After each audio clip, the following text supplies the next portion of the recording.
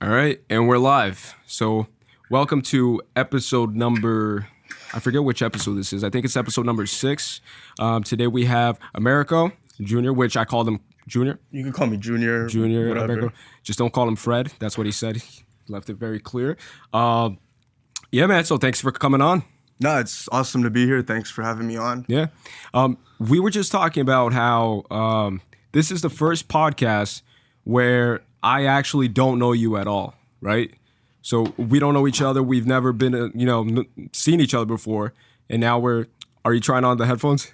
Yeah, I'm just trying to see how the sound different it is. Yeah. It's much clearer with the headphones. It is. So it's up to you, though.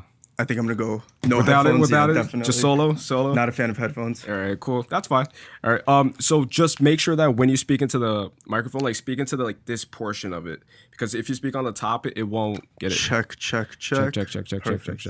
Cool. Just So push it a little bit more. Right there. Yeah. Perfect. Yeah. Actually, just the part, just make it stand more. There you go. Because you have to Right speak there. into the part Into right the here. perfect, Yeah. There you is. go. There you go. Crystal clear. All right. So, like we were talking before, we were, contemplating on what topic we should start discussing. And then I told you, this model of podcasting is very free flow. It's very freestyle. So whatever comes to mind, whatever subject topic that I've been thinking about or you've been thinking about, if you were driving here and you hit a dog, we could start talking about that. Oh my God, animal cruelty and how you're an evil person, a bad person and stuff. And then people would get, raged out and just start protesting your page. But essentially, what I want to do with this podcast, I don't know if I explained this to you already, is for outliers by outliers. And what I mean by that is it's not the outlier that, most people know and grew to know, right? Like those superstars, celebrities, athletes and all that stuff. It's essentially, I believe that anybody and everybody is an outlier in their own right because everybody has a story unique and pertinent to their journey. It's this weird thing that we call life. So that's what I want to do with this podcast is just allow people to come on and just talk and speak their mind and talk their opinions, ideologies, and just connect with each other on a very human level rather than, Instagram and social media and all that bullshit. And so, Which we've confirmed I'm pretty bad at. Exactly. And we had trouble fixing up this Instagram, so that just goes to show how sucky this shit is. But anyways, so what's your opinion on podcasting? Do you consume podcasts? Or are you familiar with the format? What's your take on podcasting? Well, first of all, general? thanks for having me on. It's No nice to be here. When you sent Pleasure. out that Instagram DM and you were like, "Yo, you want to be on a podcast?" I'm like, "Yeah, why fucking not?" Out of nowhere. Can I curse or? For sure. It's like a Rogan No thing. censorship, just curse, fuck, shit. So I watch every type of podcast. I'll watch political Joe Rogan. I'll watch everything. Huge fan of Joe Rogan. Big man. fan as well. I think it's cool to just see people talk and vibe on air, not filtering themselves, live, no editing. Just do what you got to do, say what you got to say. It's cool. It's a great concept, and it's been on the come up, especially since people are now driving instead of listening to music. Multitasking. They rather listen to a podcast or an audiobook. So yeah, definitely. And I think that it's don't you think that it's crazy how Joe Rogan, for example, he'll have doctors, hunters, athletes, people from various different backgrounds, but you'll still tune into that episode because there's always something that you can take away from that episode. So it doesn't matter if that person's a professional cook and you have no interest in cooking, you'll still be able, Joe Rogan still finds a way to extract valuable, practical Great word. tips and stuff. Practical. Hit up Webster. Everybody write that down. That's going to be Webster. the word of 2019, practical. But yeah, so, and this idea for this podcast came from just listening to podcasts. And just like you said, it's just everybody's multitasking. Nobody has time anymore to sit down and actually consume and actually dedicate time towards self-development and just enhancing and just growing themselves because everybody's constantly, stuck in this rat race where they're, so they're driving, they're listening to a podcast, they're consuming an audiobook. People don't really those books over there are things of the past. It's only a matter of time before you see people just burning them for heat. It's just just sitting by your fireplace and just burning fucking Elon Musk. It's gonna get Amazoned out. Amazoned out, exactly. And so, like, you know, I think that voice is the next frontier, without a doubt. Like, that's just my opinion. But yeah, I wanted to ask you something that actually I just wanted to like ask anybody like what their opinion is, because this kind of fascinated me. But before I do that, what is your favorite conspiracy theory? Do you have anything that you think a lot about, or like something that, I don't know, that kind of gets you now and then, and you're driving down the road and then you're like, holy shit, and then you start thinking about it? I used to be big on conspiracy theories when I was little. Growing up, everyone is, you know. My barber used to talk to me about conspiracy theories, and I would be like, yeah, you're right, man, 100%. Just bonding with your barber. But bonding time with my barber. Yeah. And Illuminati, Bohemian Grove. Oh, do you know about the Bohemian Grove? Bohemian Grove, yeah. So I used to be crazy about it. And then in college, one of my roommates, his dad runs Bohemian Grove. No. Yeah. No. Hey, what's up, Matt? Bullshit. Really? And yeah, then I realized it's just humans are humans. Like, some people have a little bit more power, but at the end of the day, we all shit. We're all humans, you know? We all shit. We all suffer. We all feel. We're all there. Wait. But back up real quick. So he ran Bohemian Grove? His dad currently runs Bohemian Grove. I don't know if I can say this on air. So, too late for that. So you should cut that from the real podcast. Damn, that's crazy. Yeah, shout out to Matt McKelvey. Just shouting him off like you should cut that, but I'm going to shout him out anyway. Yeah, you should definitely cut this. No, I'm kidding. But, Matt's an awesome guy. Mm-hmm. And he explained to me like what the camp is. And it's basically just a gathering for people who can't really gather in public places without shit happening to them, without things happening, you know? But I heard that they worship this god owl, or yeah, the owl is big. Apparently, it's on the dollar bill. I think. I don't know much about it, but yeah, there's a human sacrifice ceremony. But that's just a reenactment of like that's just a reenactment of a Shakespeare play in reality, which I didn't know about. People think like they actually go and bring in. Because I thought that they were actually sacrificing people. It's just a doll, and it's a reenactment of a Shakespeare play. Oh, yeah. Is it really, or is that what Matt had to tell you in order for his dad? I trust that. it's not nothing. All right, crazy. man. We're gonna take your word for it, but yeah, man. Like, I've always been into conspiracy theories, and the last episode with Edgar was just completely and solemnly based off of conspiracy theories. Oh, was it really? Yeah, because he just stopped everything. He's like, look, this podcast is going to be about conspiracy theories. And I was like, all right, man, like, let's just do it. And then we spent like 2 hours. You know what my take on conspiracy theories are? What? People swear there's 7 families that rule the world, 11 Rockefellers, human beings are too imperfect to create such perfect ideas. I think that too. I think that people overestimate the human capability. There are people with power out there, definitely. Yeah. There are billionaires who have a shit ton of power. Not that many of them out there. They really have power, but there's no evil master plan to the person that plots like every little thing. No, humans has, are like, too a huge imperfect. chessboard where it's like moving the pieces. Where do these people go to school? Like, they're not at. I don't know. I've never seen them around in Boston. Like, like. Yep. There's. For you to have that much knowledge and pass it down to the next generation, you have to make sure the next generation's ready to handle that. They're not going to be dumbasses and go party in New York and spend all the money. Like, it's too imperfect of a thing to actually occur. And then, but that's just my 2 cents. I don't. But I also agree. And then people like think about that, and then they tell you, well, you know, what if they're not human, and what if they're reptiles? Yeah.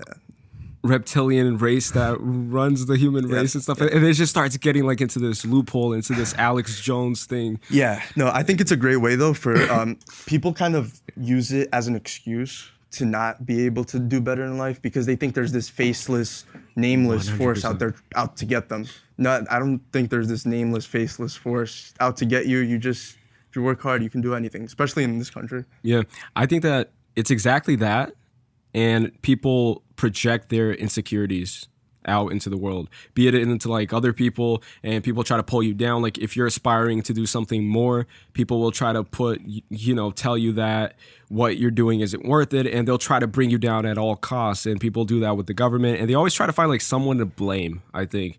And that's where all of these conspiracy theories come from. It's like, I'm not successful because Mark Zuckerberg is a lizard, and that's like, it's when he was sipping water, like, dude, like I watched a whole video, like a 30-minute video of Mark Zuckerberg drinking water.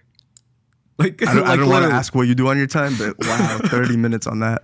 Like literally. But do you know why though? It was because I was watching Joe Rogan actually, and Joe Rogan put the video, and they actually spent like not 30, but it was like 20 something minutes Just doing that the whole like time. fascinated and just laughing and making jokes. Like the way he does it and tries to maintain eye contact, like it's literally somebody trying to tell themselves like, all right, just act normal. This is what humans do. And then they start, it's kind of weird, man. Yeah. Really kind of weird. But speaking of Mark, what do you think about the whole Facebook scandal thing? Facebook, the privacy man. stuff. Oh my God, Facebook. Facebook, everybody knew about Cambridge Analytica. Everybody knew about what was going on. People know. I worked in big data this summer. I know that data is out there. People, you want Facebook for free, and you think they're not going to do anything with it. It's not for free. Nothing's free. There's no such thing as a free lunch, you know. And yeah, definitely. Funny thing about Facebook though, me and a friend of mine after a party in college, we snuck into Harvard. I think it was Quincy Hall.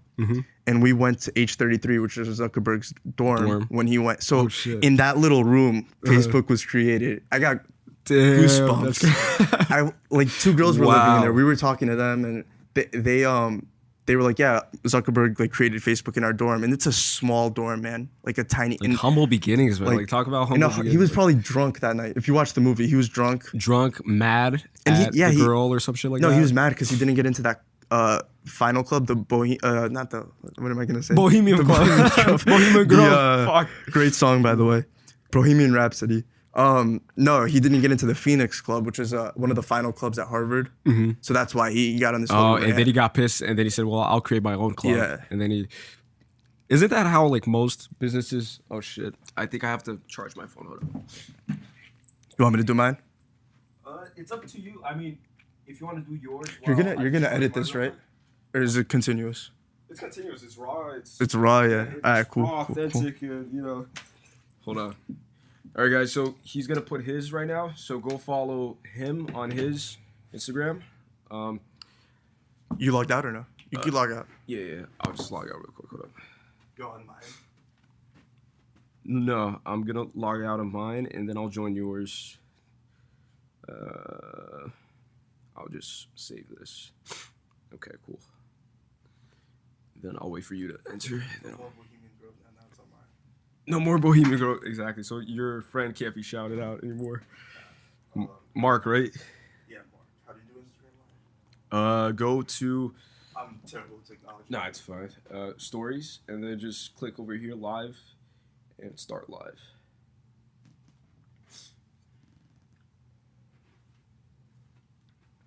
All right, I'll join yours. Then I'll just keep an eye on all the messages. Yeah, just turn the camera. Let me see if I can see anything. Yeah, I think it's good. Yeah. Yep. All right, we're back. All right, hold on. All right, so just point it a little bit towards you because I don't think you're showing up. You got it. There we go. Dope. All right. All right, so we were talking about what? Sneaking into talk about Mark Zuckerberg's humble beginnings at his dorm room. Yeah. At college. And I really want to ask you this. Because Mark Zuckerberg is famous for saying that privacy is not a social norm anymore. No such thing. Do you agree? Yeah. Yeah, obviously. There's no privacy out there. Once you put it on the web, it's out there. Yeah. And another thing is people think they can bring back what they put on the web. They can't. You can't. People think they have virus, malware detection on their computers. They don't. I've seen advertisement for like things that talk about like use this software or service and you'll be off the grid permanently and it'll redirect you, like it'll put you in fucking China and all that crazy shit. Oh, like a VPN? VPN, that's exactly it. I saw an ad for that on YouTube earlier today because I was just watching shit on cardio. Is anyone on or not? Let me check, hold on. Yeah, 2 people are on. Shout out to those 2 people. 2 people, Henry and Liv. So Henry and Liv. If you guys have any questions, just write them down and I'll read them. And if it's for me, if it's for him, if it's for us, both of us, then we'll start reading it here. But yeah, do you know about that prison model where I forget the name of it? It was made by this British philosopher I think he was a philosopher. Essentially, it's this prison model where there's a tower in the middle, and then all of the prisoners are facing towards the tower, and it's a 3-story structure. And so, like, it's 3-story structure, and each prisoner is put into an individual cell, but they're facing that tower. And that tower, on top of it, the guard sits in this room that's all blacked out, and he could see the outside, but nobody could see on the inside. And so what happens is they did this during a time in England where they didn't have enough guards for the amount of prisoners. And so they were like, fuck, like, how are we going to keep all these people from, coming up with all these riots and outbreaks and everything? So this guy came up with this idea where essentially you give off the perception that you're constantly being watched and monitored. And that greatly influenced the prisoners' behavior because they couldn't see inside the tower. And most of the time there wasn't even anybody in there. But they thought that they were constantly being monitored, and that itself kept everybody at bay. And that shit fascinated me because if you think about it, like, that's what happens today when you're at a stoplight 3 a.m. and it's red and you think about going, but you don't because you think that camera might catch you. And there might not be anybody like watching that camera and nobody's going to ever see that, but you don't know that. It's that age-old question, do you not do something wrong because of the consequence or because you genuinely don't want to do the wrong action, And a lot of the times, people don't fear the action, they fear the consequence, A lot of people won't go out and kill someone because they know they'll go to jail. They won't actually have remorse for that body. Except mobsters, Isn't that weird though?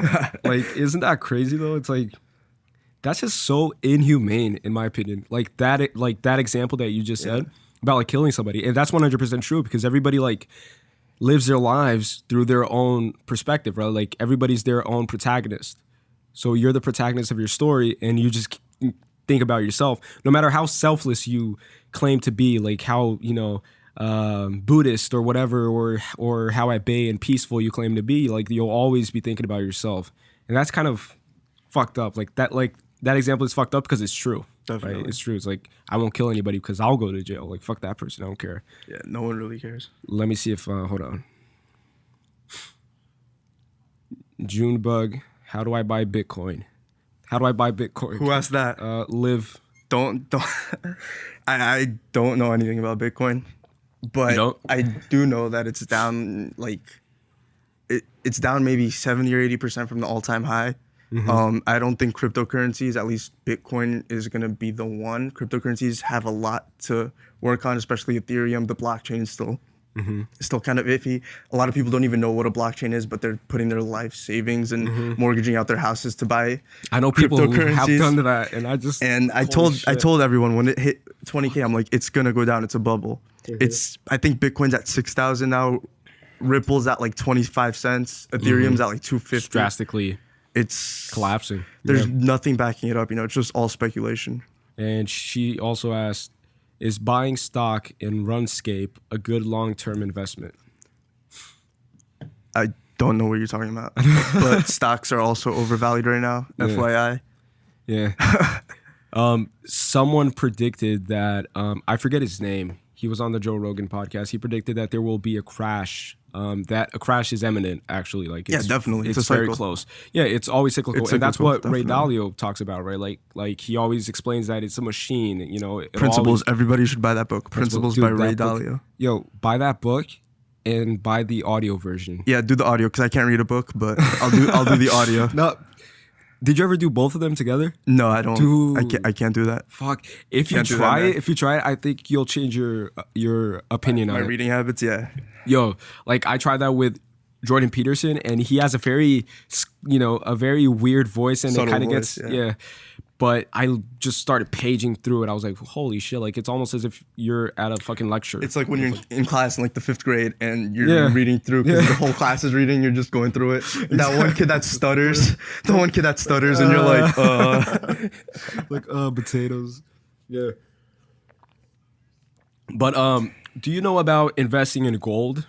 Like actually investing in gold? Because there's this new thing where you You purchase an account in Switzerland, and it's legal, by the way. It's not illegal or anything that you guys may be thinking, but you actually purchase an account, and they give you a golden credit card.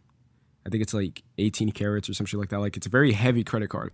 And you could actually buy and do, day-to-day purchases with that credit card, with that golden credit card.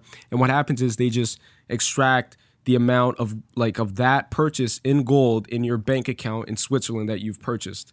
And if you ever, if you have, let's say, never heard $500 worth of gold, real gold, like real actual palpable gold saved in that account, you can ask them to send it to you, and they'll send it to you immediately, like actual gold. The gold. And that's like... Gold's an interesting thing because people always run to gold when times are tough. When things are bad, yeah. So now things are like the 10-year bond, like interest rates going up. Everything's changing in our economy, which shows that something might happen. I'm not like a financial expert or anything. I'm still in fucking school. I don't know anything. But things are changing, and people are going to resort to gold. Gold is very cheap right now. But the problem with gold is it doesn't generate anything. It just sits there. It just sits there. If you invest in a company, the company's going to constantly bring in revenue. So that's why, like Warren Buffett, big value investor, he doesn't believe in investing in gold. He always talks about Dalio talks about you gotta diversify sometimes and have a little bit of gold.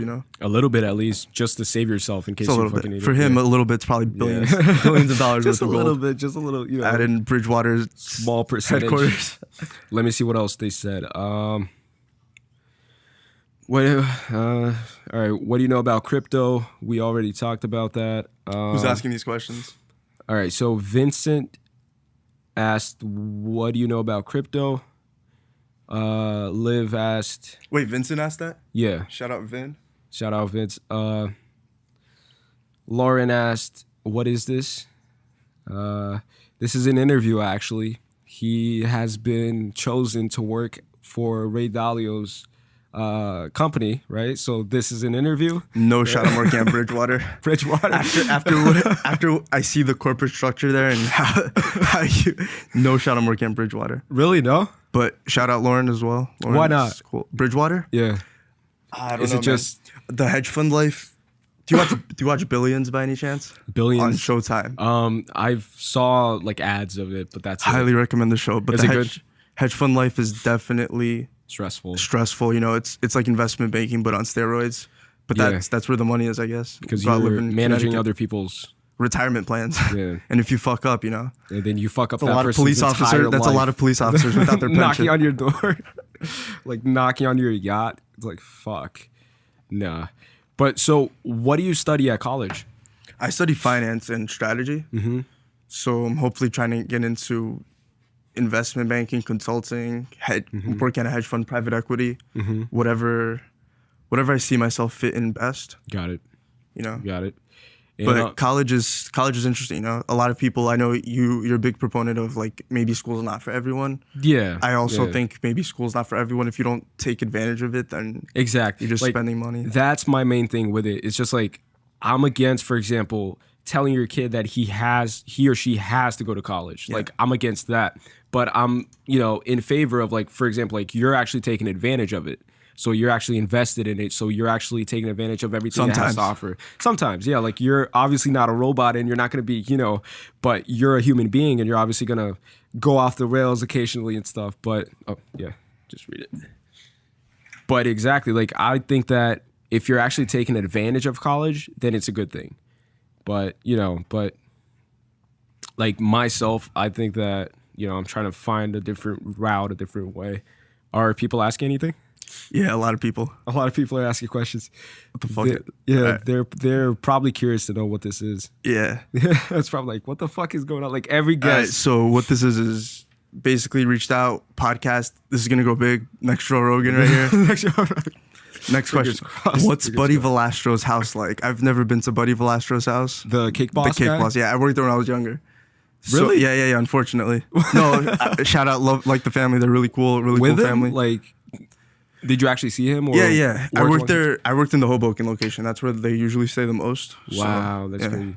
I heard that he's insanely strict with his, work-life balance. Yeah, he's very meticulous with his work. Detail and stuff. Yeah, very detail-oriented. But he's the best in the game for that reason, I'd say. Right, like you have to kind of be like that. Yeah. What else? Are people asking any questions? Yeah. Let me see if I think I'm gonna switch up. You wanna go on now? Yeah. Cool. Sure. I'll put mine. I'll just keep it on yours. I'm trying to see where icebreakers are. I think I had Icebreakers? Oh, yeah, just those Mentos thing. Alright, I'll go right now a bit. Yeah, but a lot of people asking questions, man. Yeah, I'm gonna describe this. Should I save it? You'll send the edited stuff after, right? You mean here? Yeah, all that stuff. Cool. I'll make like highlights of like Perfect. the parts that you talked awesome. about and stuff. And then, All right, let me. Oh shit.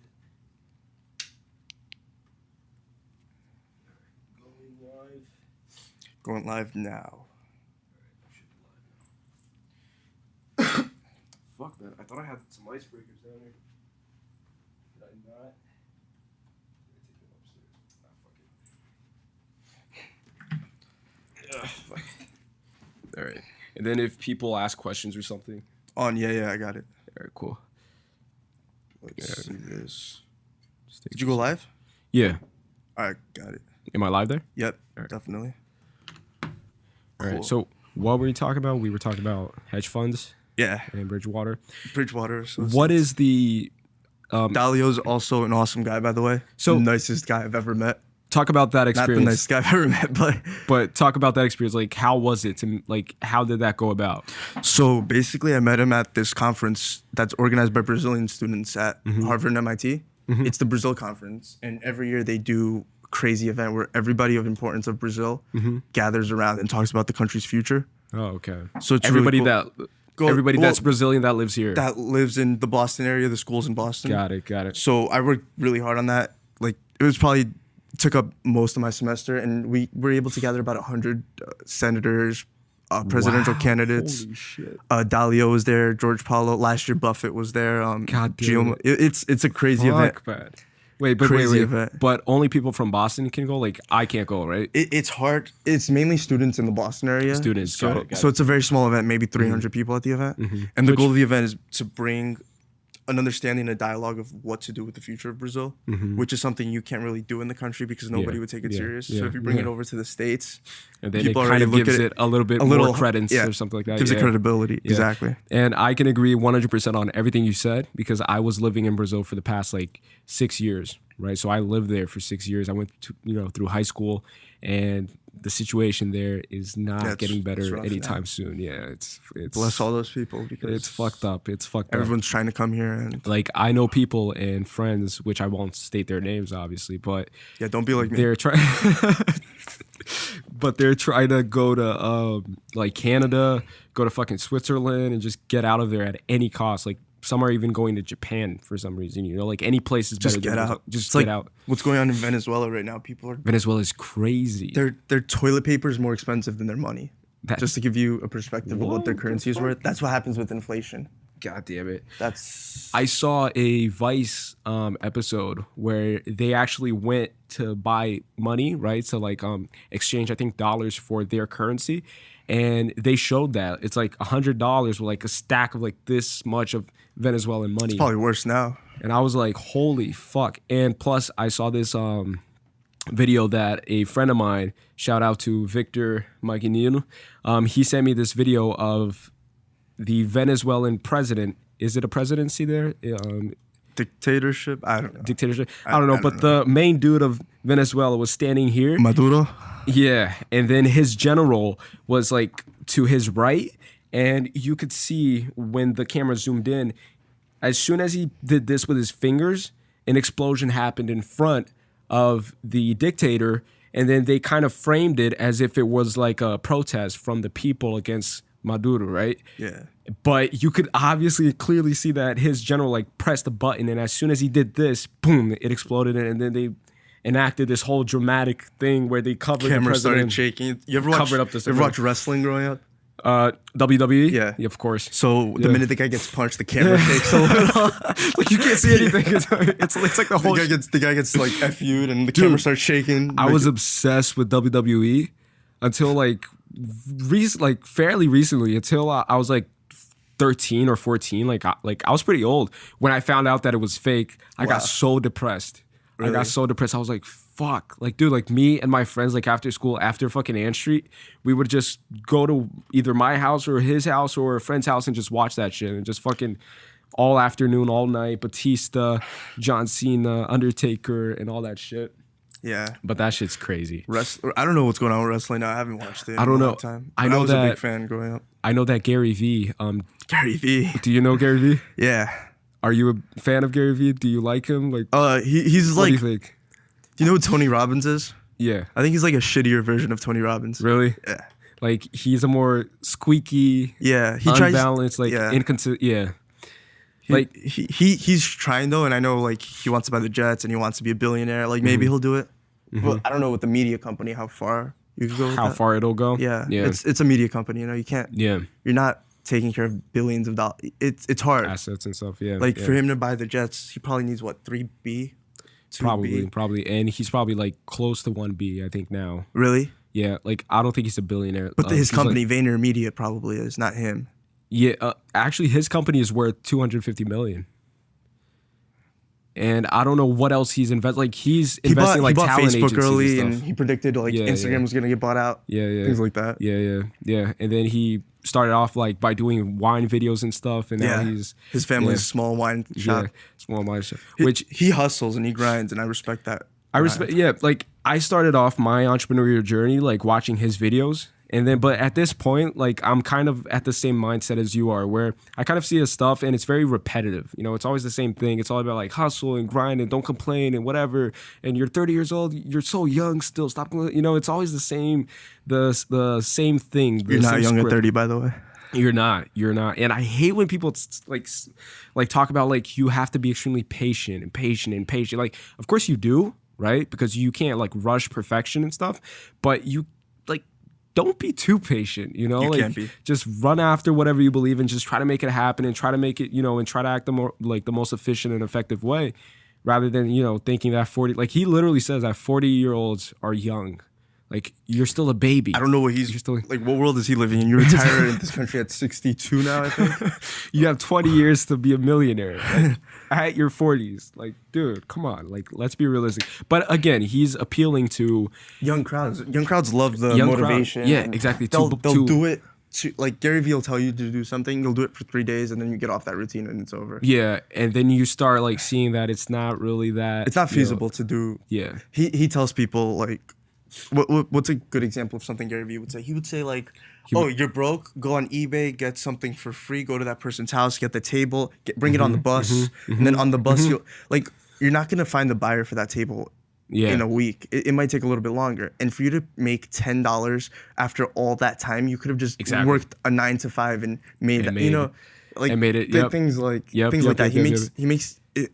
He makes people delusional and actually thinking that everybody's gonna get to the top when in reality you're at the top because you're at the top. Gary Vee is Gary Vee because he's Gary Vee. If that makes any sense. Yeah, it does. People try to repeat him, but nobody's gonna be Gary Vee. Yeah, because his uniqueness is because he's Gary Vee. You know. That's why I hate it when people say like I want to be the next Mark Zuckerberg. Your life paused. It did. Yeah. Oh, what again? Shout out Yasmin.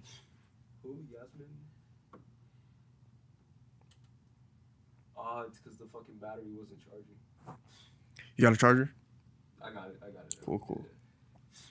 Yeah. Is it usually this hectic or does it run smoothly? No, that live just because of the battery now, but now it should go smoothly. Yeah.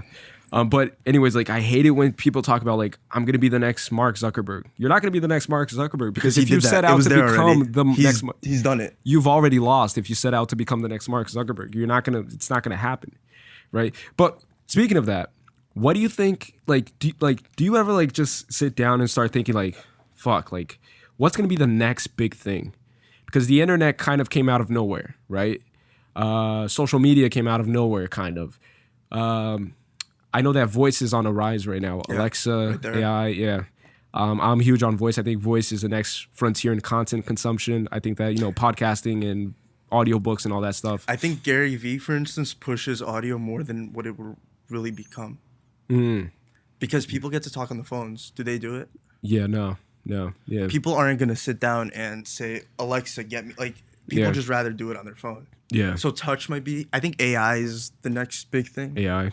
AI is definitely big data and AI, and you see Tesla. Like, are you into VR? Like, virtual what do you reality? think about VR? Yeah.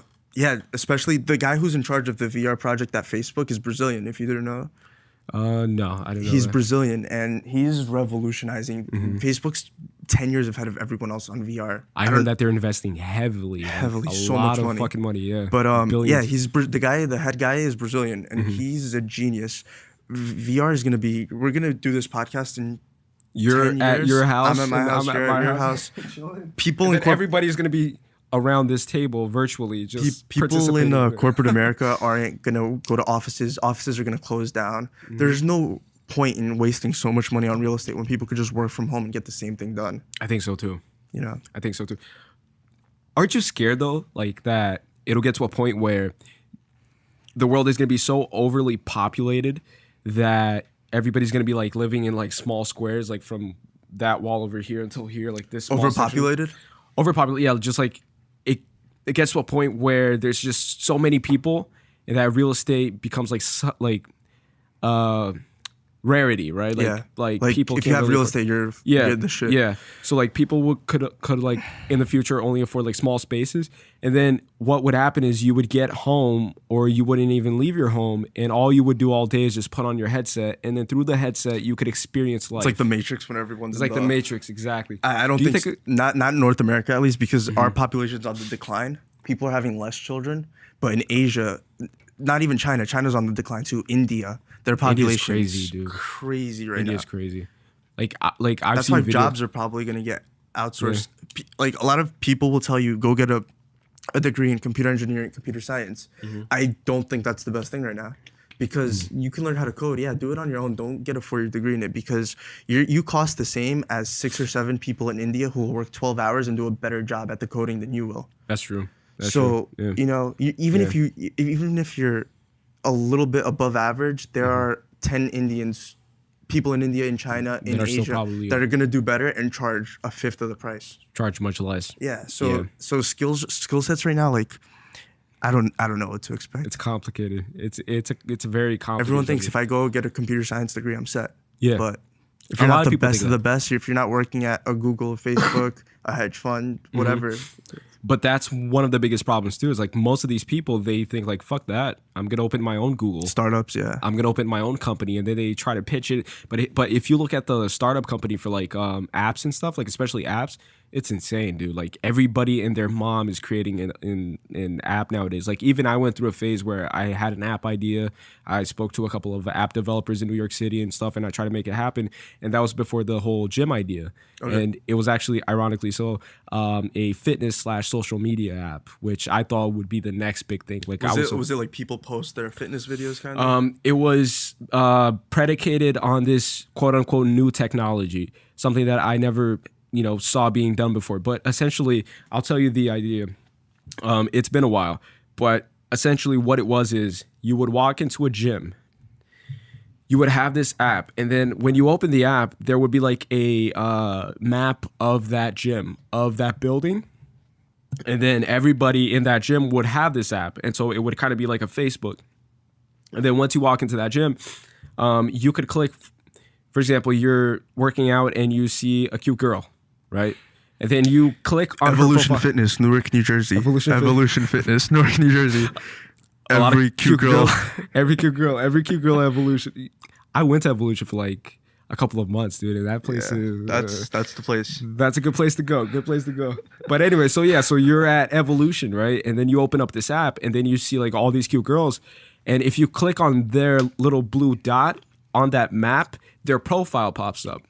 And then once their profile pops up, you see their name, and they put like their interests and what their favorite movies are, TV series, and all that shit. So you could have something to base off of when you communicate and reach out to them. And so I saw that as being like a social media app for the gym environment of sorts. But then I saw that for you to create that app, you would need at least like I think it was like $500,000 to create that app. And Wow. then I was like, all right, thank you. It's a few gyms. A few gyms. Exactly. I was like, all right, thanks, guys. I'll just, head out. The door's that way, right? All right, cool. It's nice to think, though, that you can, like, sit here and just come up with things and think about things and start things and no one's restricting you. Exactly. I was thinking about that. Like, being here, we can do whatever we want. As opposed to other countries. Yeah, like, a lot of people complain about being in the U.S. I love it, man. Like, being born here, were you born here? Or no? I wasn't born, but I got it through my mom. Yeah. Actually, whatever. Like, I think this country, if you live in another country, you see the opportunity in America. Yeah. And people kill themselves to come here. People would give their liver to come here. Yeah, like, exactly. I think being born here, for instance, I was already born in the top 4% of the world. Top 4% right there. Just genetically. Just a fact. Not genetically, that sounds so wrong. But just by location, which is something I had no control over. I was born with an advantage over other people. So some people have to just take that into account when thinking about other countries, how we should help other countries. Yep. Because just being here, it's a huge advantage. It's a huge advantage. My odds of being born in the U.S. were 1 in 20, top 4% right there. Yep. Odds of being born near New York, top 2% right there. Yep. If you're slightly above average on intelligence or you have a high school degree, you don't have a baby out of wedlock, you're already top 1%. Like just factors I had no control over put me at the top of a global scale, which is definitely unfair. Yeah. But it's just how life is, I guess, right? Like, some people just have to realize that and help others. And Do you agree with what Gary Vee says? He says that the chances of you being born, period, or I think it's in the U.S., is like 4 trillion to 1 or some shit like that. Yeah, a lot of sperm. A lot of sperm. Like just you, like swimming through all those people. And you made it. Yeah, you won a race already. Nah, for sure. Yeah. You're the fastest one there. I think that's huge. Like just putting things into perspective. And that's what most people don't do. Like, just like you said, like most people complain about their day to day and they're like, fuck, I hate my job. Like, dude, just go find another job. Like you're not. Like, you're not. If you work a 9 to 5, you have from 5 to 7 or from 7 to 8, 7 to 9 in the morning. You could do your own thing. You can go on the internet and go to Indeed and after LinkedIn and look for other jobs. I'm not saying it's easy. A lot of people have struggles. Have kids and stuff. Kids. Like a lot of people have. We don't know everyone's circumstance. Of course. So we can't generalize, but. But yeah. No, 100%. Do you practice any form of grounding routine, like in a sense of meditation or anything like that? I've tried meditation. And how was your experience? My attention span is so just sat short. down is like and I thought about like, what am I doing? Like I should be doing this and this. Why am I wasting an hour like listening to some guy tell me breathe in, breathe out? You were trying an hour-long meditation? And it was an hour-long like guided meditate, like something like that. That's insane. Like I can't even do that. Fuck that. Now I've learned to multitask. So I go in the sauna at the gym and I'll try to meditate there. But like the music outside of the gym. And I'm like, well, never mind. It won't work. Multitask. Got it. I can't multitask for shit. Really? Like my sister will tell you and she gets pissed at me. Like she'll be talking to me right now. And if I'm on my phone, like just scrolling through Instagram, I'll just like, I can't listen to her while I'm just doing anything else. It's just, but I don't know. But do you think that, like, do you have any morning routine that you do like religiously? Like, how do you go about it? I want to say I wake up at 5 in the morning. I make my bed every day. I take a shower at precisely 90 degrees. I use 2-ply toilet paper, but I don't do any of that. Like precisely like you measure. Like measure this, and then I take all my vitamins and I take one scoop that's exactly to the line of protein. I don't do any of that. I wake up. It's hard to keep track of all that shit. There's people who are very meticulous and do perfect things, and I don't have a morning routine. I just get up. I try to stay in bed for as late as possible.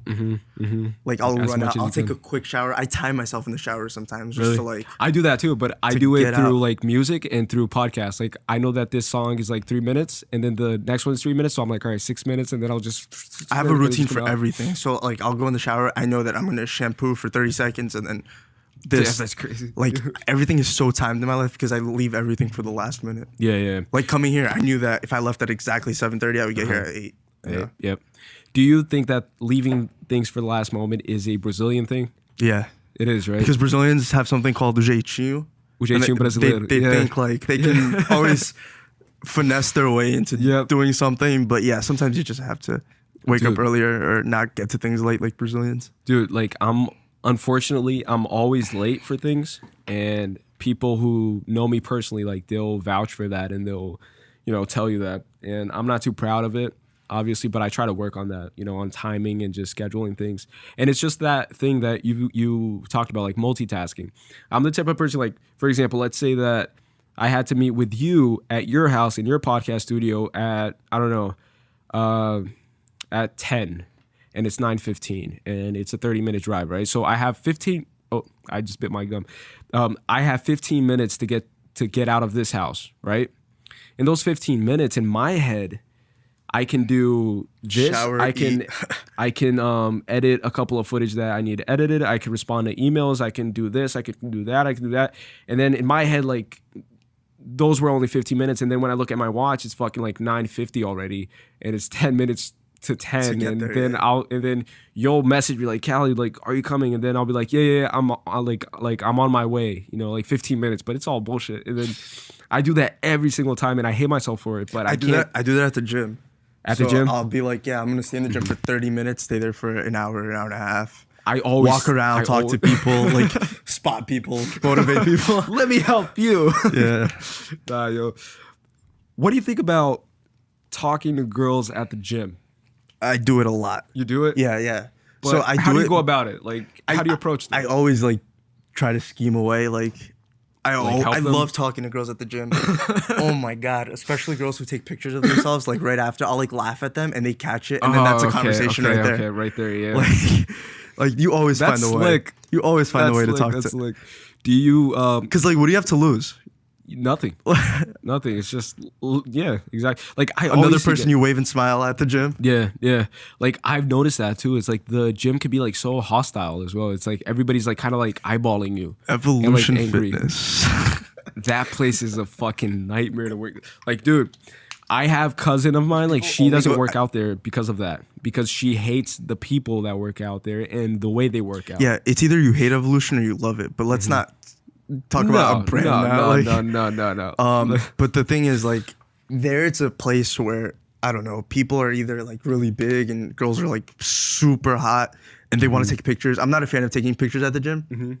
I'm like, why are you taking a picture of yourself workout? I've never done it. I don't think I plan on doing it. Yeah. But like, yeah, people go there for the Instagram. They do it for the gram. Do it for the gram. I think that's huge, right? It's like just going to the gym to like, like evolution. They get the pump and like take a picture. Yeah. And I also think that like the gym environment, in my way of seeing it, it's so primal too. Like just think about it. You're in a place where it's filled with testosterone, right? Like there's a lot of testosterone in the air. Artificial, real, like you don't know. Yep. If it's real, if it's animal, if it's not, if it's like you like if it's inserted, if you it's don't know natural. where that shit came from, but it's in the air and you could sense it. And then all the girls go like almost naked, with like bare skin, pants and stuff, and very Brazilians. Brazilians and stuff. And they all all of them are like putting themselves in these awkward positions, in these very I don't know how to explain it, man. But like, it's like it's very primal. Like there's a lot of sexual tension at the gym, yeah. In the gym. Yeah, especially like college gyms. I would imagine. It's a free for all. Like I've seen college gyms. Never went to a college gym. You should check one out. There's a lot. Is it? Go to Rutgers right here. Rutgers? Sign up at the Rutgers gym. But yeah, especially college after a party, you see like you got with this girl. These two got together and now they pretend like they don't know each other. And then everybody's looking at each other. Yeah. And there's like I have class with this one. Like this, it's something else. Here, at least you just see random people 80% of the time. And just like old people too. Like depending on the gym. I like watching old people at the gym. That sounded so wrong. But like I like it sounded wrong. I like seeing people like grind and like even if you're 60, you're still trying to walk on the treadmill and lifting fives, bicep curling 5. Like good for you. Do you, man? At my gym, there's this one guy. He's like 70 years old, and he's always wearing the same tank top. And this dude, like, he's 70 years old, and he's not like, monstrous or anything, but he goes to the gym every single day. Every time I go, I see him, and he's always like upping the weights. upping the weights, doing sets by himself, perfect form. And he's just like always doing his thing. And I fucking admire that shit, because for you to be at 70 years old, pumping iron and just, you know, doing your own thing, like that's respectable. Like that's something that I want to be at that What's point. their motivation, you know? Because like my motivation to go to the gym is to look better, to get girl. Like everybody, regardless of what you say, everybody has their own little motivation to go to the gym. I think so, yeah. A lot of people say it's for themselves, but everyone wants to look better. Everyone wants to like feel better. Yeah. What's their motivation at that age, you know? Exactly. How do you find that like good for you? Maybe it's not to die, I guess. Right? It's like it's like just don't die. Don't die. Live longer. One day, you know, more of life. Benching away those cigarettes I smoked in the 80s. Yeah, exactly. But that thing that you just brought up is very important too. Like I hate it when people try to, you know, create this facade saying that, oh, like I do it strictly for health because I want to live, you know, longer and stuff, and they try to be the bigger person. But at the end of the day, we know what it's really about. It's about sexual attraction. It's very primal. It's about, you know, just wanting to, you know, give off your offspring and just, you know, give off. It's primal, yeah. Genetic legacy. Girls, that's what it is. It's biology. It's basic biology. It is. Yeah. Girls see stronger guy. Back then, stronger guys, better hunters. Yep. Now it's switched a little, the role. Now financial stability is seen as that comfort. Yeah. So now girls like not. This sounds so wrong, but a lot of people look in their partner for financial stability, and they want to see somebody who's better off than them. That's just a human instinct coming in, because they want security for the offspring, and money will bring security. That's why you see like all these old guys, these old fat guys with all these supermodels and shit. Like, do you really think like she's attracted? Like Trump, dude. Like, do you think that Melania Trump is attracted to Donald Trump? Obviously not. Like, I bet you she throws up in her mouth a little bit every time she sees him, you know? Like maybe, who knows? Who knows? Maybe she likes that. I don't think she likes him. No, I don't think so too. No. But Melania's hot, man. She is. Shout out to Melania Trump. Melania Trump, if you're watching this right now. But I do think that she's the first lady that we can actually say that, I think, right? Like one of the first ones. I think John F. Kennedy's wife. Kennedy's wife was hot. Was pretty good looking. What was her name? Jackie? Jackie Kennedy? I have no idea. I think it was Jackie. I think so. Mm-hmm. Do you know about lobsters? Lobsters? Lobsters. The you know those crustaceans? A little bit. Do you know that they've been around longer than plants and longer than vegetation itself, right? Like they've been around for 350 million years. And what happens is they have this similar hierarchy that we have. And what happens is like the thing that you just talked about where, you know, the alpha male always, you know, looks a certain way, and we know the stereotypical alpha male, you know, the strong, good-looking guy that has money maybe and stuff that all the girls tend to gravitate towards, right? Because he's the alpha, he's strong, he has resources and stuff. Yeah. Lobsters had that 350 million years ago. They developed that, and I don't know if you know this, but didn't. Two male lobsters, they'll fight each other for territory, and they'll fight until the death. And then the lobster that loses, his brain completely dissolves and he grows a subordinate's brain. So there's a dominant brain and there's a subordinate brain. And so he grows a subordinate brain to cope with his new lowly position within that society. And if the dominant lobster spares his life, and if he does, then he's doomed to live his whole life just wandering with no territory and nothing. And then I forget what's the chemicals that they release. I think it's serotonin and dopamine or something like that. And then the dominant one releases serotonin. Like, dude, it's the craziest thing ever. Like, I started like looking into it, and then I started telling like a couple of people about it, and people looked at me like I was crazy. Like, lobsters, dude? Like, what the fuck? But if you think about it, like 350 million years ago, they already established what we go through today. Like that's our society. Like that's hierarchy. Like that's how it's established. It's always been there. It'll always be It's always been there. It's always been that way. And it's crazy to see like these crustaceans and, you know, just fucking, it's insane. Like I was blown away. Like that relays back to like human beings as a whole. Mm-hmm. A lot of people, I think human beings are good, loving creatures. Mm-hmm. Great species, but I think there's always that need for a slight dominance. Power.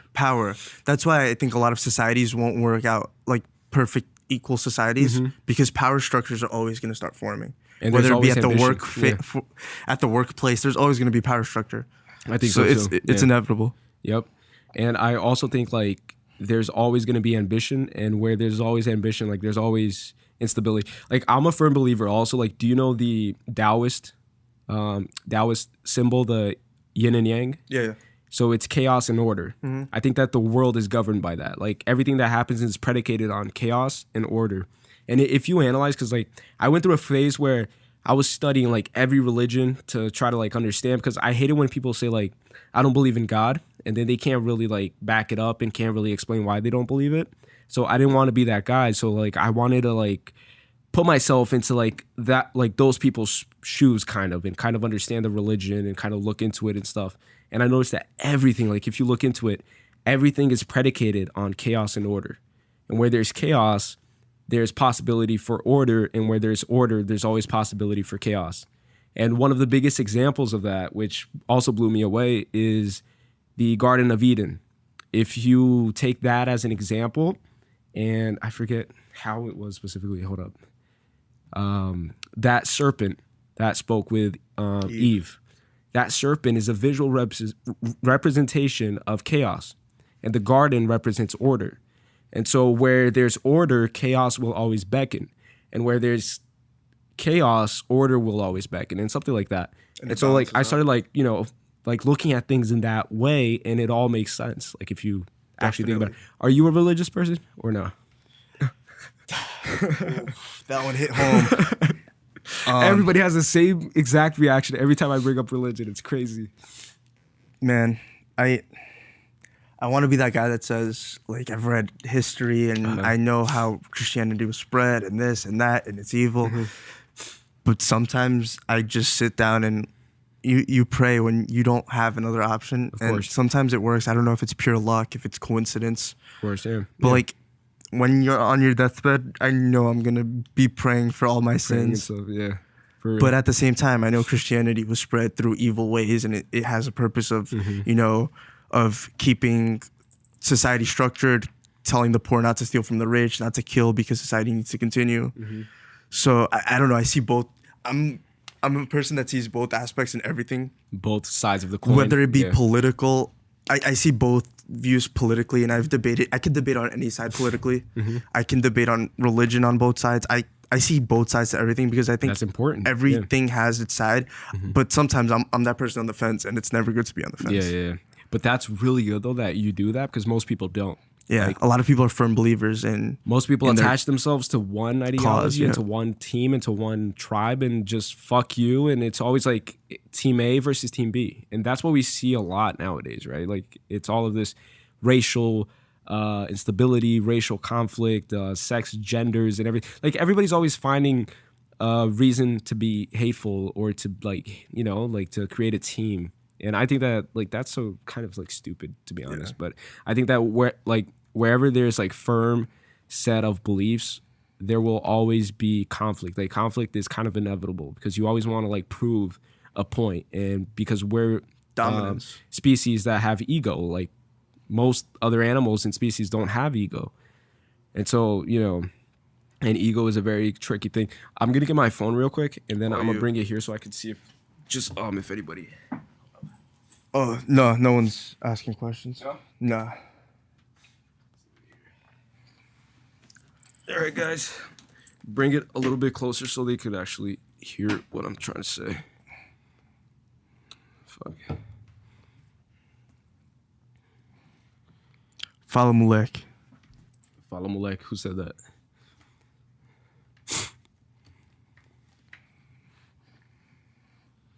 Fala, Breno. Just some friends from Brazil. Ask questions. If you guys have any questions, ask me some questions. We're talking about some very tricky topics right now. Religion, things that people don't really want to talk about. Are you religious at all or not? No. Okay, at all? I can't tell you the last time I stepped into a church. Oh, me neither. Oh, last time I stepped into a church was a Buddhist temple. A Buddhist temple? Yep. Took off my shoes and everything in Bangkok. Holy shit. I took off my shoes. I respected it because, like, if I was born on that side of the world, I would have been Buddhist. You know, if Probably, yeah. it's all territorial. That's why, like, sometimes I'm like, if I was born in Asia, I wouldn't be Christian. You would be a total different If person. I was in the Middle East, I would probably be Muslim. If I was born in Israel, I'd be Jewish. You know? Yep. So I realize it's a territorial thing as well. But sometimes I'm like, there's something out there. There has to I be don't know something, what yeah. God, what religion. There's something. Dude, I started getting deep into the whole we're living in a simulation theory. What do you think about that? Like, do you know about that theory? Yeah. That Elon Musk talks a lot about it too. Like, he's one of like the main proponents of it. Like, he's one of the main advocates for it. And do you know about it? Like, Is it basically about free will and? It's basically about that if a civilization gets to a point where they are advanced enough and they have like a very strong computer processing power or some shit, it's inevitable that you'll create and simulate life on your own terms, kind of. Like, so in a sense, it's like if you play GTA, right, 5, it's very detailed, it's very realistic, right? But we still know that it's a game. But he says, and he's not the person that invented this theory, but the person that did said that you'll get to a point where you'll be able to create and simulate life, and it'll become indistinguishable from what you actually live. And so we might be living in a simulation right now made by past civilizations, and it's just a huge loop, dude. I don't discredit anything because anything can be real. Anything is possible. Anything. I've seen That's what's scary crazy to me, things dude. happen. That's what's scary. Elon Musk. Have you ever watched Westworld? Westworld, I've heard of it. It's about basically people who have a lot of money and they go into this cowboy Western world. And Is it on Netflix, right? HBO. HBO. And you do whatever you want. Basically, it's a free for all. You want to get that hooker, you go get that hooker. If you want to get into a gunfight, you get into a gunfight. You know, it's like we might be in a simulation. We might not be in a simulation. Yeah. That goes back into like aliens and that whole thing, or the reptilians taking over. Maybe they're the ones that govern. They're running the simulation. Yeah. So a friend of mine from Brazil, like I've spoken to him about this. Falou idea Brasil. Various times. He's also Brazilian, so shout out Brazil. Brasil, e aí, velho? Beleza? So like, dude, like there's so many theories, and that's what freaks me out a bit. It's just like we don't know anything, right? And I started looking into this other theory that talks about like the North Pole and the South Pole. I think it's the North Pole, where every satellite picture taken, there's like a center hole that's always blurred out. And every planet that you get like pictures and satellite pictures from NASA, they all have like this hole on the top and on the bottom. And so I started looking into this theory that says that what if the Earth is hollow? And what if the moon is hollow? And what if every other planet is hollow and everything that we've known up until this point is all bullshit? Because gravity itself was well respected. Like the theory for gravity was well respected until it was proven that it wasn't really that way. I can't really explain what we adopt now, but apparently we don't adopt. It's like the Earth's gravitational pull. And Yeah. Now it's like something different. I don't know what it is, but I saw so like something that we believed in like for hundreds and hundreds of years just got to a point. It's like, like that's not important anymore. So now it's this.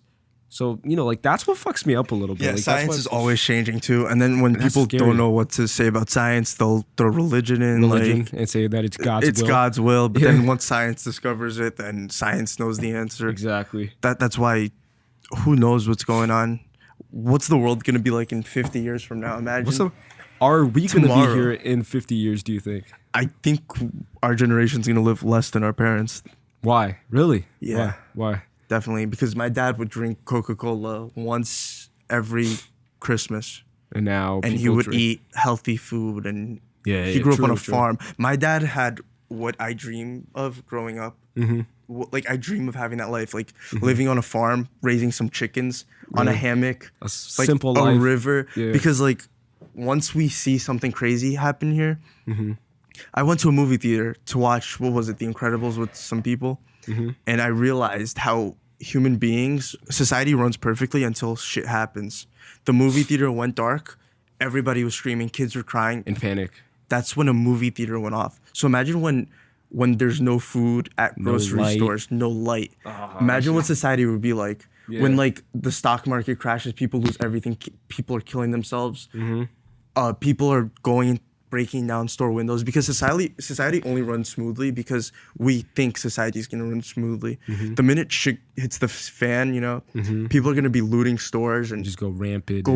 I want to be on a farm somewhere in Brazil, like raising chicken and like with a shotgun. New York is on fire and I'm just on my hammock like shit. Playing the fucking guitar and just chilling. New York. Fuck. Yo, I think a lot about that too. Like just these outbursts is where like, what would you do if everything goes fucking ham and then everybody's breaking into stores and Walmart and police are scared for their own lives, so they don't even go to work. Police officers, like there's no police officers. Like everybody's at home defending their family. Police are gonna be at home trying to save their family. I'm not like a gun rights advocate because I think guns are crazy. Like the U.S. with the guns. I don't know, man. Yeah. But like sometimes I'm like shit. Like when police and military are gonna be thinking about their own families, who's gonna take care of my family? Exactly. Yep. But I'm not a gun proponent or anything. You know, I'm just sometimes I think. But in that scenario, I think that everybody would be in favor of guns. I think. Yeah. Right? Because who knows what would happen? You know, everyone's at the end of the day we all try to help everybody when times are great, but when times are tough, you try to help out your only immediate the people that are close. Your immediate family. Yep. I think so too. Like that's why I think like most people should, I don't know, like Joe Rogan, for example, like he's into hunting, he's into archery and stuff. Like he's the type of guy that I would want to be with if everything goes fucking him and like, Dan Bilzerian. Dan Bilzerian especially. Dude, Dan Bilzerian would probably be like hundreds of models at his house and just, you know, chilling and just apocalypse with fucking like runs past his house and wouldn't even affect him. But definitely like these guys, dude. I mean, like, I don't know, man. Like, and also because I think that they know more, like much more than we do, in a sense where they know shit that maybe we don't know. I don't know how to explain it, but it's just like people that are up there, you know.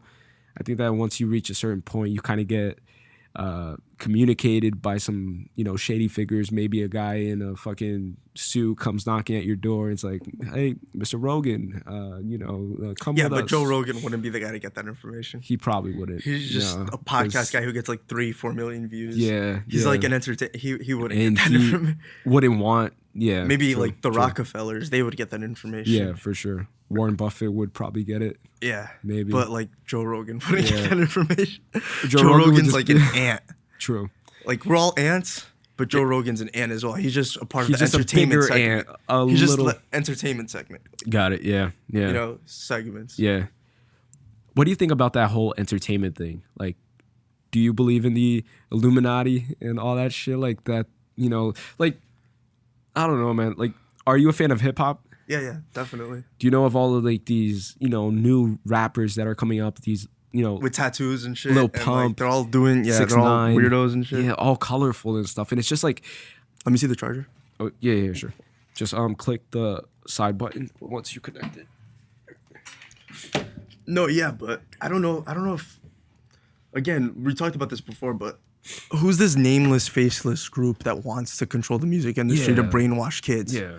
Like, is it Viacom? Is it Disney? Like, what's their motive to raise profits? Because Disney, what's their end goal? Yeah. Like Disney has the board of directors at Disney are just human beings. The CEO, I think his name is I don't know what his name is. He was just a normal person. Mm-hmm. So what would Disney's ambition be? Like these were all kids who went to good colleges, worked their way up the corporate ladder, and now they take over their CEOs. They're making $50 million a year, but they climbed up that corporate ladder. Yeah. So what's into it or anything. What's Disney's incentive in like brainwashing kids? Yeah.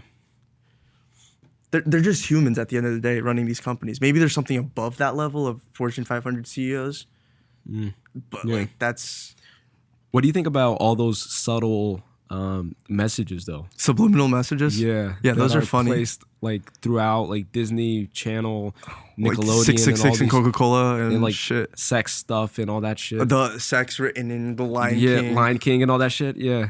Man, I think People are just trying to be funny. trying to be funny and just trying to fuck with people, I think, right? Yeah, I think there's no like. I think it's just a viral strategy. It's like to go viral. Yeah. And so like people see that and then people start making like plots and start like connecting Like dots Disney, and and then they get the 6 on this corner, Yeah, and then like yeah. the 6 down. and then they reach and like it's just everybody reaching really. And I think that most artists do that too, like Jay-Z, Beyonce, all these people, like they know that people are so gullible and so like susceptible to all these ideologies that they purposely go out and they just do like triangle and stuff, Illuminati. knowing that everybody's gonna like talk about them and create videos, and their name is just getting more and more and more and more famous. And I think that's a good strategy. Because Jay-Z is, people think Jay-Z is like big, but Yeah. Jay-Z is not that big. I don't think Jay-Z is even. I don't think Jay-Z is even a billionaire. He's probably not worth yet, 400 or 500 million. Yeah, I think so. Like, Yeah. Jeff Bezos is literally worth 150 billion dollars. That's fucking insane. Like, if there's an Illuminati, he would probably be in it. Be the head of it. No, not the head. There's Probably definitely know because families there's with the more. Rockefeller family. Those families have There's a generational wealth. You know, they royal- were yeah, funding both sides. Rothschilds were funding both sides of the war. yeah, yeah. World War II, they were funding everything. Just to make sure They that were they're- loaning money out to Yeah, everyone. Yeah, You know, yeah. but who knows? I don't think Jay-Z is. Jay-Z is just an entertainer. You know, Yeah. he sings. He And- fills up stadiums and gets people entertained for 2 hours. Then they get in their car and go into Yep. their daily lives. And then he makes his money. and he's Amazon, like- Alexa's in your house right now. Yeah, and she's probably listening even though She she's could- off. There think, might right? be. Yeah. Yeah. She might be on. Amazon delivers. Amazon's something else right now. Amazon Mm-hmm. cloud services. Amazon hosting services. Business thing. Their hosting service. Yeah, they host yeah. webpage. And that's a powerhouse right there. Warren Buffett. That's a powerhouse right there. Nah, for sure. Mark Zuckerberg has data on every single human being with a computer. Yeah.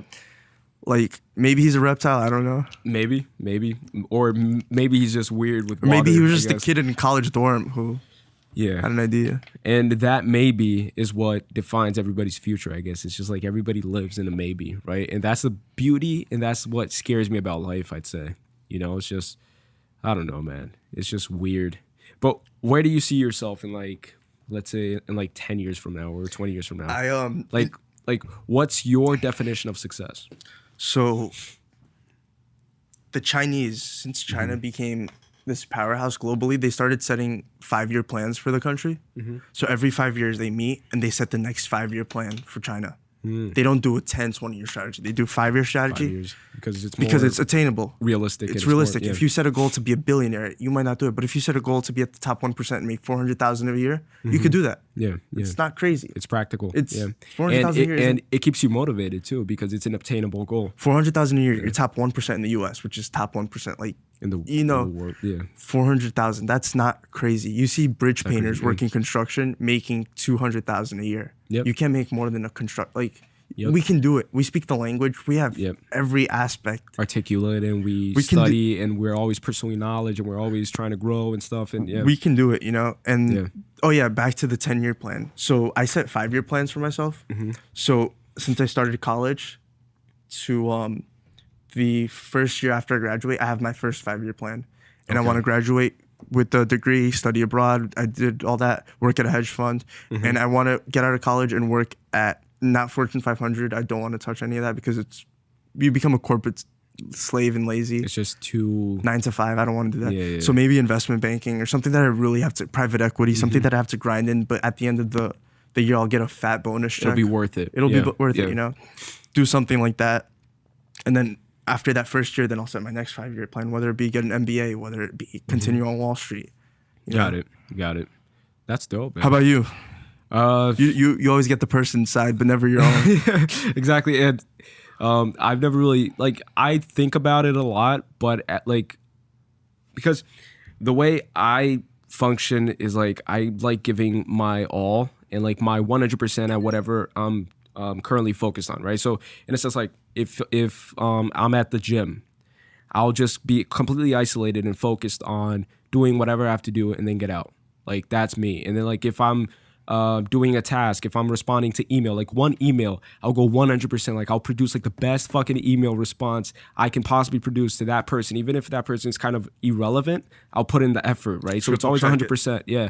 So like I focus a lot on like the momentary and the now, and I try to like just punch it out. But my main goal would be to establish Fiber Fitness as my final goal would be like as a worldwide renowned brand.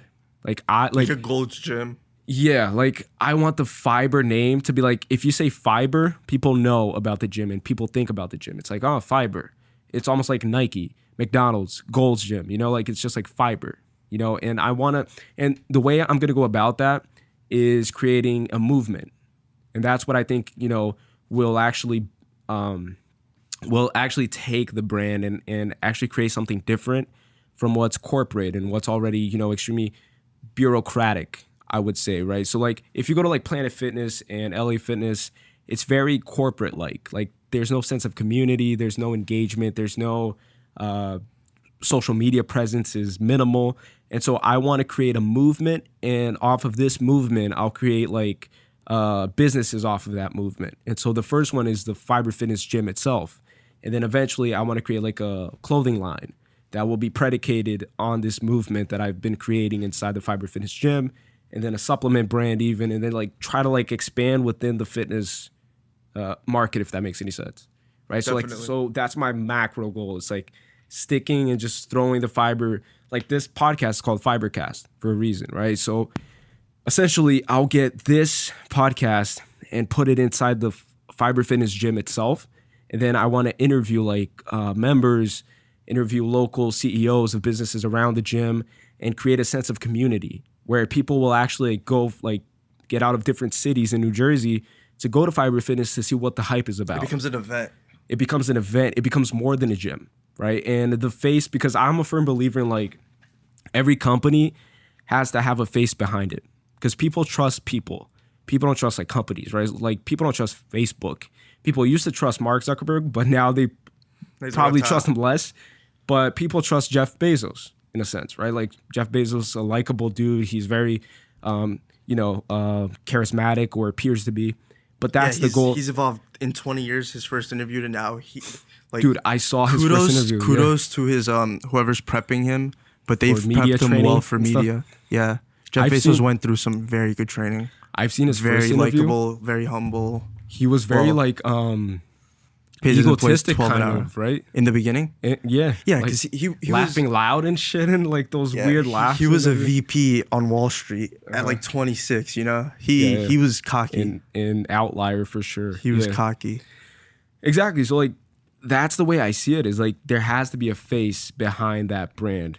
And that's one of like the biggest areas that I see like other people like startups and stuff is like that they start a gym to make money. You've already lost. Like that's not how it works, right? Like I'm very knowledgeable that I won't, be profitable for the first 6 months to 1 year upon opening, right? So like that's not my main objective. Of course I want to make money. Like that's obviously why you go into business, and you have to sustain yourself, and you always want to grow and expand. But my main objective is to create a sense of community, and that's why this podcast I think is going to be a huge factor, a huge proponent in that equation, because people are going to like listen. Like I love the FiberCast. And then people are going to know about the gym through FiberCast. And then and it's cheap marketing too. I mean, like you get, because that's how you create like a meaningful relationship with people. Whatever, how many followers. I have how many followers, whatever. I updated on mine, those new followers. And then they're curious about it. And then they're like, what the fuck is that? And then they'll click on it because, for example, they see their friends. So even if they're not your friends, like let's say that they're just a person that randomly follows you, and they like the pictures you post, and they like that, but they know you solemnly based off of the pictures you post. Then once they see this interview, they see how you think. They see how you articulate. They see how you process things, and what's your opinion on religion? What's your opinion on this? And that's where the magic is, I think. Is like people actually get to see like who you are. You made a great point on that, by the way. And I was just, today I realized, through Instagram, you don't know what a person's like. I didn't know what you were like. You probably were expecting something completely different. I don't know. Yeah. But the minute you talk to someone, you see how different they are from what their Instagram is. Because we all wake up in the morning. We all have bad days, good days, terrible days. We cry. Exactly. But Instagram only shows the best of us. We don't show that. People only show the best of themselves. And once you go and talk to a person you only see off Instagram, your mind completely changes. Like this one girl, I fell in love with her. And she was on Instagram, blah, blah. I saw her in person once, talked to her, just another person. Just another person. You Instagram just, makes it feel like they're celebrities because their pictures it are romanticizes perfect. It romanticizes everything. Like every little thing you post. And because people perfect it to a T before they upload it.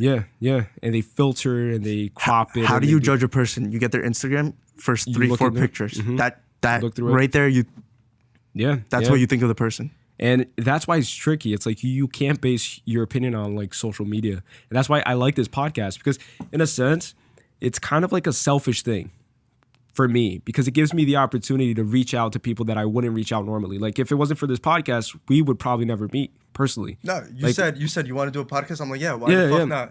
It's I'll like do a podcast. Exactly, but that's like that's what I like about it. It's just like I could like approach anybody, be like, yo, do you want to do a podcast? And then people are like, some people are great skeptical conversation at first. starter. Yeah, exactly. It's just like, do you want to do it's just sit down and just talk and just get to understand each other and try to like connect on like a real level. It's not like just the pictures you post and then I'll make a judgment off of a story that you posted or off of the way that you 10 seconds there you try to see what the person's voice is like or I'll what their judge your whole personality life basing off of those 15-10 seconds. Like that. I hate that shit.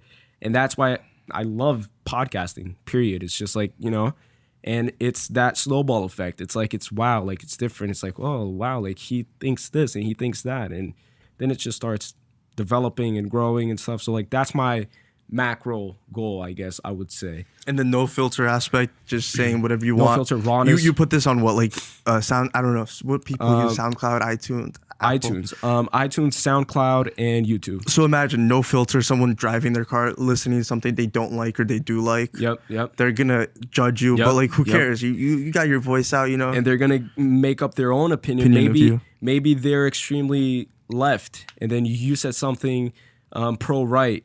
Right, and then they'll be like, oh, and then they'll maybe reconsider their maybe position. They're right, and I said something pro left. Like vice versa. They don't like me now. They like me. Exactly. They hated. They liked me. They hate me now. Like, And out of each experience and out of each episode, you'll get out of it like thinking something differently. Like maybe you were a firm believer in this, but then I said this, or maybe you said this, and then change that person's mindset or change that people person's also have to perspective. remember, even in podcasts, people filter themselves. So I wasn't, you weren't genuinely yourself right now in this podcast. I watched, you always have to watch out what you say, especially when it's public. Of course. So even in a podcast, you think that you're getting the genuine aspect of a person. 100%. You're watching a TV show, you think that's the real person. Rogan. Maybe Joe Rogan isn't really that person. Joe Rogan, like maybe outside he's a little meaner, he's a little crueler. More aggressive and more cynical. Because he knows all eyes are on him once that mic is on. Yeah.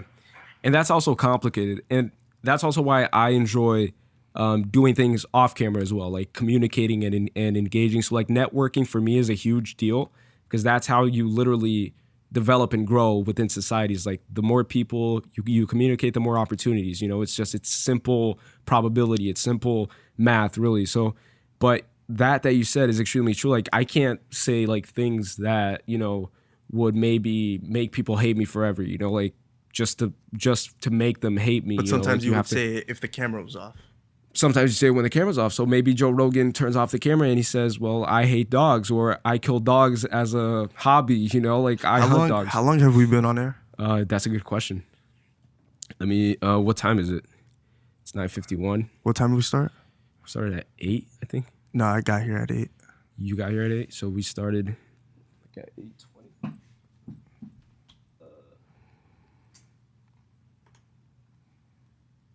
I think that we could start wrapping up a bit. Or do you want to say anything else?